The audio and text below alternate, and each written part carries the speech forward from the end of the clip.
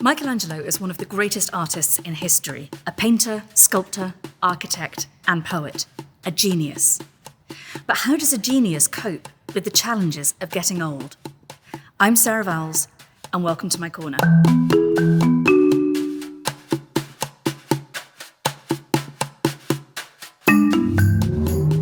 When we think about Michelangelo Buonarroti, many of us have a particular idea in mind: the heroic, isolated genius of artistic myth, with maybe just a touch of Charlton Heston about him.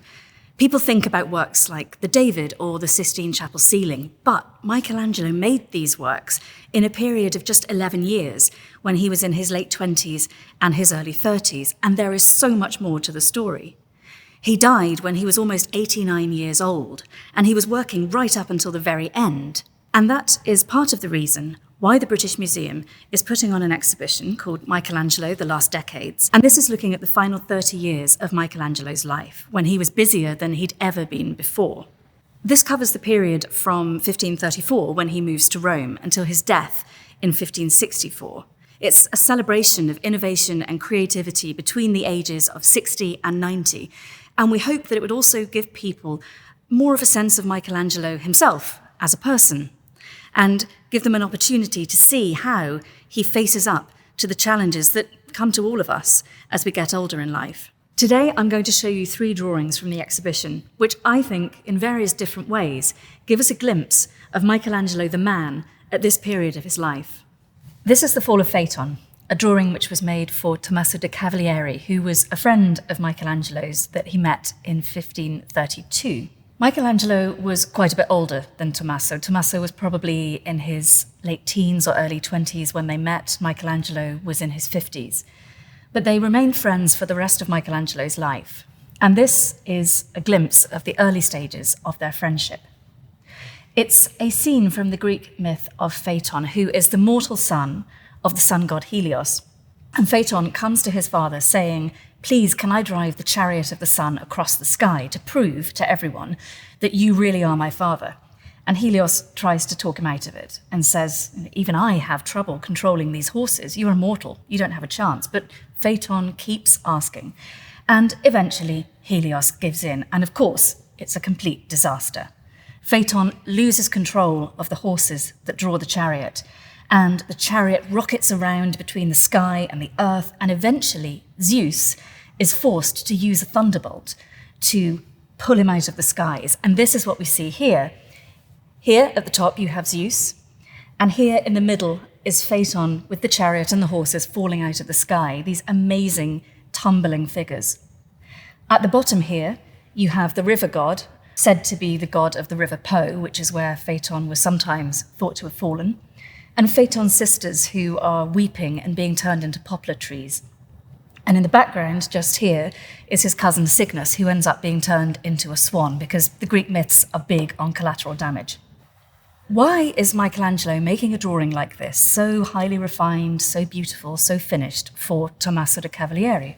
Well, I think it's reasonable to assume that Michelangelo was quite captivated by Tommaso. Tommaso was well-educated, intellectual, articulate, wealthy, and very handsome. And I think it's reasonable to suspect that there was some romantic interest on Michelangelo's part. But we have no evidence to assume that it was ever anything other than completely platonic. And in fact, all the evidence suggests that Michelangelo probably would never have attempted to turn it into a physical relationship. He was deeply religious, deeply devout, deeply Catholic, and this would have been something very difficult for him to accept. What we see is a relationship that expresses itself in the gift of these aesthetically beautiful drawings that also have a moral message. Michelangelo is coming at this from the position of an elder statesman. He's looking back with the benefit of his experience to give advice to his young friend. Be careful, don't get too full of yourself, don't run ahead of what you're truly capable of doing. Essentially, pride comes before a fall. But there's something else really wonderful about this drawing. These lines at the bottom here are in Michelangelo's own handwriting. And this is essentially a note to Tommaso. And it says, "Messer Tommaso, if this sketch doesn't please you, say so, let me know, and I'll do another one for you tomorrow." And I love this because it shows us how these drawings were actually being made. Michelangelo has this idea, he creates a fantastic drawing of it, but this isn't the finished drawing. In fact, it's the second of 3. The final one is in the Royal Collection in Windsor. And he wants Tommaso's approval. He wants to know that he likes it. It's just an amazing glimpse of a vulnerability that we don't often associate with Michelangelo. You've got to imagine, at this point, Michelangelo is the most celebrated artist in Europe. He's working for popes. He's got kings and cardinals begging him for a piece of his time. And yet, when he has a moment to himself, he chooses to spend it making these amazing jewel-like drawings for his young friend. And like all of us, when he's making something for one of his loved ones, he wants to know that they like it. He actually wants reassurance. He wants feedback. And this is something which actually comes out quite strongly when you look at Michelangelo's own words for this period, whether we're looking at a poem or a letter or even a little note like this. He does want reassurance. He is vulnerable. He is human, just like the rest of us. And like all of us, he wants to know that what he is producing for his friends and his family is appreciated. That sense of vulnerability manifests itself in Michelangelo's late work in another way as well, the way that he deals with mortality and the question of what happens after death. Michelangelo was devout, he was Catholic, and so he believed in the existence of heaven and hell, and he was worried about how he had prepared his soul in order to meet his maker.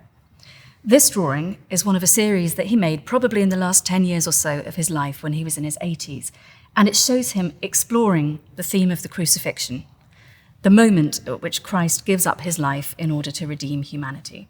Now, these drawings are fascinating because, as far as we know, they're not preparatory for anything. There's no connection to a commission. They seem to have been made solely for their own sake. And what we see in all of them is Michelangelo returning time and time again to the images, overworking them, trying out new poses, new takes on the emotional tenor of the scene. And I feel that it's very likely that these are spiritual meditations that he uses as a way to prepare his soul for what's to come. Now, in this drawing, you can see quite clearly the way that he reworks them. So if you have a look at the figure of St. John the Evangelist here on the right, Michelangelo's changed the position of his head. There's almost this sense of it being a double exposure. There's something almost ghostly about it, which conveys the raw grief that the figure feels at seeing Christ on the cross. Again, when you look at the Virgin Mary on the left, you can see that her pose has changed quite dramatically. Initially, Michelangelo had her arm out to the side. It's an open pose, which signifies despair, wonder, and grief. Michelangelo's contemporaries would have understood poses like this. They're rhetorical gestures. People were familiar with them, rather as we're all familiar with the meaning of emojis today. Michelangelo realizes that perhaps he hasn't quite captured the emotion that he's going for, and so he changes her pose. He brings her arms both across her chest, crossing them like this, which signifies her acceptance of God's will. It's a very quiet, poignant, dignified approach to the figure. He's even rethought the position of Christ's head. When you look at it now, it's not entirely clear which way he's looking. As I said, this is part of a group of drawings that Michelangelo makes. And he's using them, I think, as a way to work through his various feelings about the crucifixion and, in a broader sense, mortality and salvation. He was a deeply religious man, and he's living at a point where lots of things have been called into question. There's seismic religious change going on. The Reformation is happening in Northern Europe, and in Italy, the Counter-Reformation is starting to take place, and Michelangelo's responding to this with a very personal, very intimate kind of spirituality of his own. We're bringing together 6 of the drawings for this group in the exhibition, and together they really show how he seeks to fix the poses. There's a famous poem where he talks about carving into a block of marble and trying to find the figure that he knows is in there, and that's, I think, what we're seeing him doing here in a different medium. So what we see here is an artist at the very end of his life using the act of drawing as an act of meditation, an act of coming to terms with his soul and with his prospects, and hoping for redemption in the end. And what's so powerful about this is that essentially we are leaning over Michelangelo's shoulder as he works, watching him work, seeing something which I don't think was ever intended to be seen by anyone except the artist himself. And that's an incredible privilege. I want to finish by sharing this beautiful drawing, which is among the last that Michelangelo ever made. It was probably drawn within a year or so of his death in 1564. And it shows the Virgin and Child, which is a scene that obviously Michelangelo returns to again and again throughout his career. He's really fascinated by that emotional interplay between a mother and the child. And that's something that we see both in images of the Virgin with the infant Christ, like this one, but also in images of Christ as a grown man, like the famous sculpture of the Pietà in St. Peter's in Rome. This isn't just a beautiful image of maternal tenderness, although it's very poignant in that sense. There's another layer to it as well. Michelangelo wants us to look at this and see not only a young mother holding her child, but also to understand the fact that the Virgin has foreknowledge of what's going to happen to Christ. So even as she is cradling her child, she knows that he is going to grow up and die young in order to sacrifice himself for others. And there's an aspect of the drawing that I think plays in beautifully to this. If you look at the Virgin's face, you can see that originally Michelangelo drew it so that she was kissing the child in her arms. But later he's come back to it and he's changed it. Her final position of her head is tipped away slightly detached, slightly grieving, even as she's holding this new life. It makes it an incredibly moving image. But there's something else here as well. If you think back to the drawing that Michelangelo made for Tommaso da Cavalieri with that amazing refined finish, look at this. It's made 30 years afterwards, and the style is very, very different. We know that probably around the time Michelangelo was drawing this, he was starting to have trouble with his hands. He makes reference to it in letters. His dexterity is beginning to fail him. And when we look at the amazing contours of this drawing, you can sense that struggle to control his hands. The outlines are so supple, they're multi-layered, they're sweeping. It's almost as though he's trying to fix that figure on the page before it flies away from him. And so it's evidence of his physical frailty, which is incredibly powerful.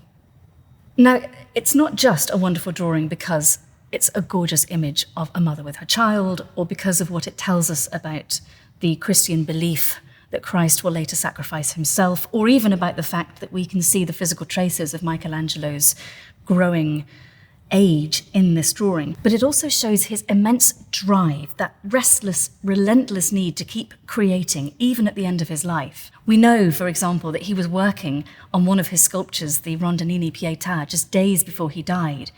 And it's this determination which also comes through so powerfully in this. If you enjoyed that and you'd like to see some more of Michelangelo's work, then the exhibition Michelangelo: The Last Decades is open now. If you follow the link, you can buy your tickets. Thanks so much for watching.